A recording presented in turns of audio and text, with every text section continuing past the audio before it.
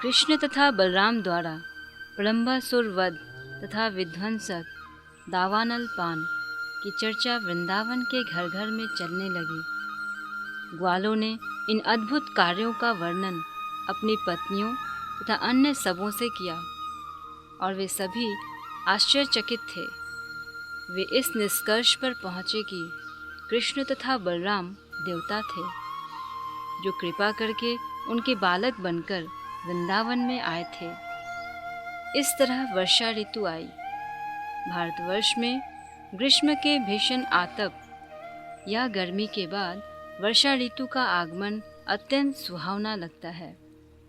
आकाश में बादल घिरकर सूर्य तथा चंद्रमा को ढकते रहते हैं जो लोगों को अत्यंत चित्ताकर्षक लगते हैं और प्रतिक्षण वर्षा की आशा रहती है। ग्रीष्म के बाद वर्षा ऋतु का आगमन जन जन को जीवनदायी लगता है। घन गर्जन तथा बीच बीच में बिजली की चमक लोगों को पुलकित करती रहती है।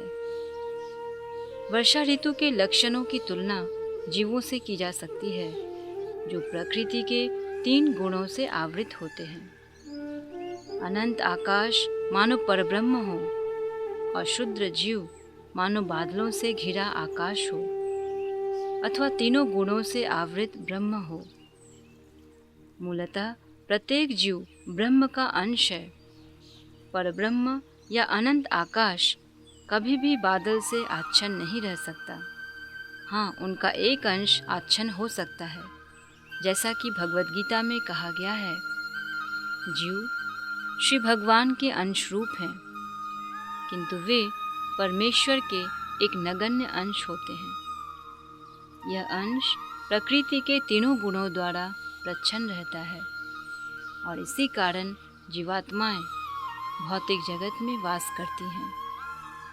ब्रह्म ज्योति सूर्य प्रकाश की भांति है। जिस प्रकार सूर्य प्रकाश में सूक्ष्म चमकीले कण रहते हैं, उसी प्रकार ब्रह्म ज्योति भगवान के सूक्ष्म अंशों से भरी रहती है। परमेश्वर के इसी सूक्ष्म अंश के असीम विस्तार में से कुछ जीव प्रकृति के प्रभाव से प्रच्छन्न रहते हैं और कुछ उससे मुक्त रहते हैं। पृथ्वी से सूर्य प्रकाश द्वारा जो जल खींचता है वही बादल बन जाता है।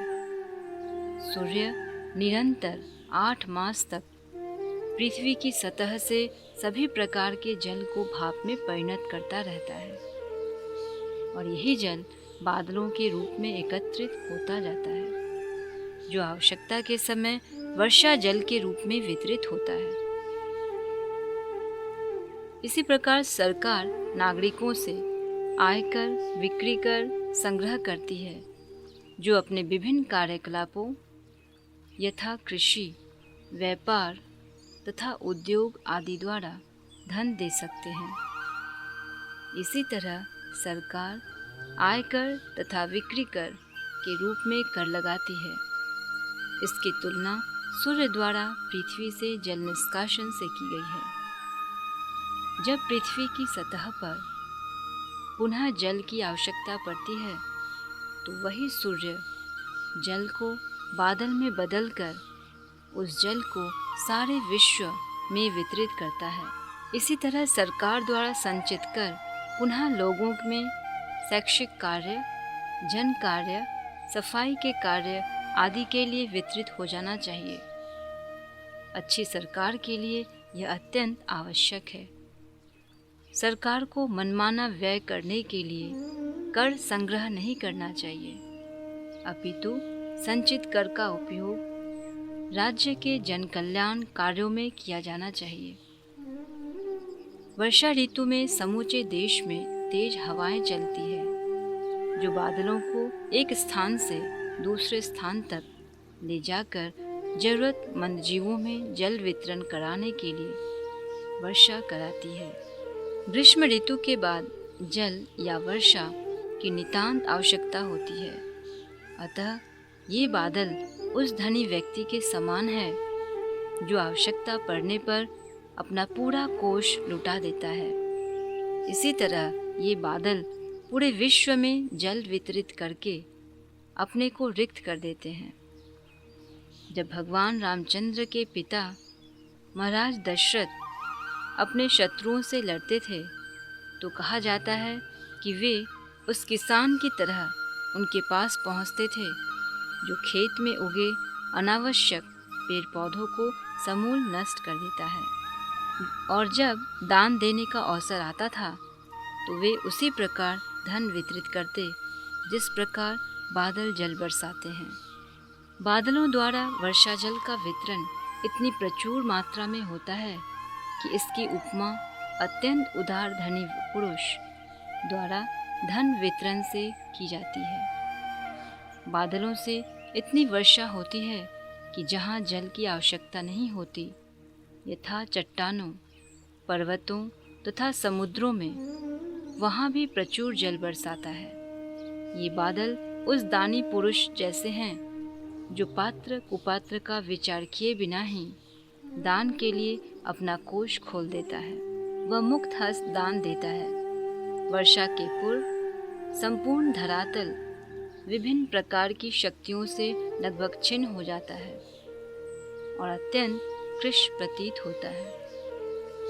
किंतु वर्षा के बाद पूरा धरातल वनस्पति से हरा भरा होकर अत्यंत स्वस्थ तथा बलिष्ठ प्रतीत होने लगता है। यहाँ पर उस व्यक्ति से तुलना की गई है जो अपनी भौतिक इच्छा की पूर्ति के लिए तपस्या करता है। वर्षा के बाद पृथ्वी का हरा भरा होना भौतिक इच्छाओं की पूर्ति के समान है।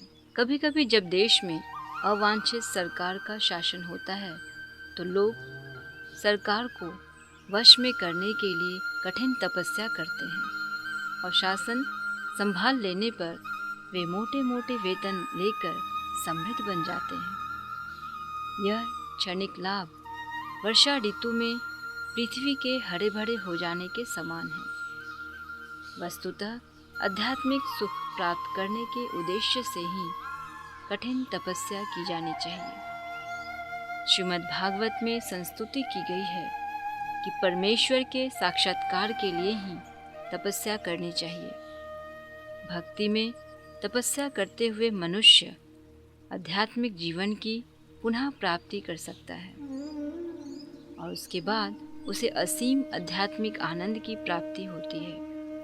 किंतु यदि कोई भौतिक लाभ को दृष्टि में रखकर कठिन तपस्या करता है तो भागवत के अनुसार उसके परिणाम क्षणिक होते हैं और केवल अल्पज्ञ ही ऐसी इच्छा करते हैं।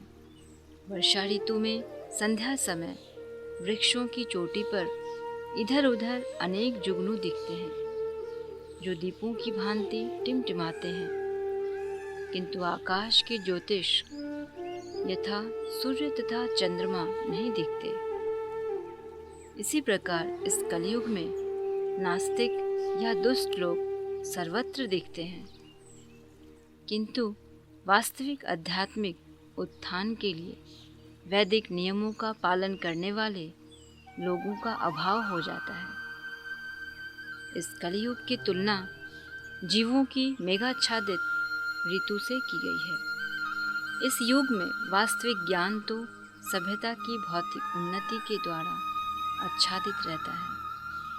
इसमें शुष्क चिंतन, नास्तिक एवं तथाकथित धर्म निर्माता जुगनुओं की तरह प्रकट होते रहते हैं, जबकि वैदिक नियमों या शास्त्रों का पालन करने वाले व्यक्ति इस युग के बादलों से प्रसन्न हो जाते हैं। लोगों को आकाश के असली ज्योतिष को सूर्य, चंद्र एवं नक्षत्रों से प्रकाश ग्रहण करना सीखना चाहिए, न कि जुगनुओं से।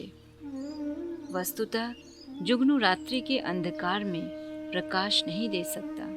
जिस प्रकार वर्षा ऋतु में कभी कभी सूर्य, चंद्र तथा तारे दिख जाते हैं, उसी प्रकार इस कलयुग के भी कुछ लाभ हैं। यथा इसमें भगवान चैतन्य का वैदिक आंदोलन अर्थात हरे कृष्ण मंत्र का वितरण सुनाई पड़ जाता है। जो लोग वास्तविक प्रकाश की खोज में हैं, उन्हें शुष्क चिंतकों एवं नास्तिकों के प्रकाश की बाट न जोकर इस आंदोलन का लाभ उठाना चाहिए। पहली वर्षा के बाद जब बादलों की गर्जना सुनाई पड़ती है तो सभी मेढक टर-टर करने लगते हैं, मानो विद्यार्थी अपने अध्ययन के समय अचानक बोल बोल कर पढ़ने लग जाए। विद्यार्थियों को सामान्य रूप से प्रातःकाल जल्दी उठना होता है। वे प्रायः अपने आप न जगकर मंदिर में या सांस्कृतिक शाला में घंटी बजने पर जगते हैं। अपने गुरु की आज्ञा पाकर वे तुरंत उठते हैं और प्रातःकालीन कार्य समाप्त करके वे वेदों का अध्ययन या वैदिक मंत्रों का पाठ करने के लिए बैठ जाते हैं। कलयुग में प्रत्येक व्यक्ति अंधकार या रात्रि में सोता रहता है, किंतु जब कोई महान आचार्य आता हो तो उसकी पुकार मात्र पर वह वास्तविक ज्ञान प्राप्त करने के लिए वेदाध्ययन में जुट जाता है। वर्षा ऋतु में अनेक ताल तलैया नदी नद जल से भर जाते हैं, अन्यथा वर्ष भर वे सूखे रहते हैं। इसी प्रकार भौतिकतावादी पुरुष शुष्क या नीरस होते हैं, किंतु कभी कभी जब वे तथाकथित ऐश्वर्यशाली स्थिति में होते हैं, उनके घर बार, संतान तथा बैंक पूंजी होती है तो वे समृद्धि करते प्रतीत होते हैं, किंतु शीघ्र ही नदी नद की भांति पुनः सूख जाते हैं। महाकवि विद्यापति ने कहा है कि मित्र, परिवार, संतान, पत्नी आदि के समाज में निश्चय ही कुछ न कुछ आनंद है, किंतु यह मरुस्थल में जल की एक बूंद के समान है। हर व्यक्ति सुख के पीछे उसी तरह दौड़ रहा है जिस तरह मरुस्थल में वह जल के लिए भागता है। यदि मरुस्थल में जल की एक बूंद हो तो नाम के लिए तो वह जल कहा जाता है, किंतु उस जल की बूंद का लाभ नगण्य होता है। हम अपने मरुस्थल जैसे भौतिकवादी जीवन में सुख के अथाह सागर की खोज में लगे रहते हैं, किंतु हमें समाज, मित्र तथा सांसारिक प्यार के रूप में एक जल बिंदु से अधिक कुछ नहीं मिल पाता। कभी भी हमारी तुष्टि नहीं हो पाती। जिस प्रकार ग्रीष्म ऋतु में कभी ताल तलैया नदी नद जल से नहीं भर पाते। वर्षा के कारण तृण, वृक्ष तथा वनस्पतियाँ हरी भरी लगती है। कभी कभी तृण के ऊपर लाल रंग के कीड़े या बीर बहुटी एकत्र हो जाते हैं। छाते जैसे कुकुरमुर्ग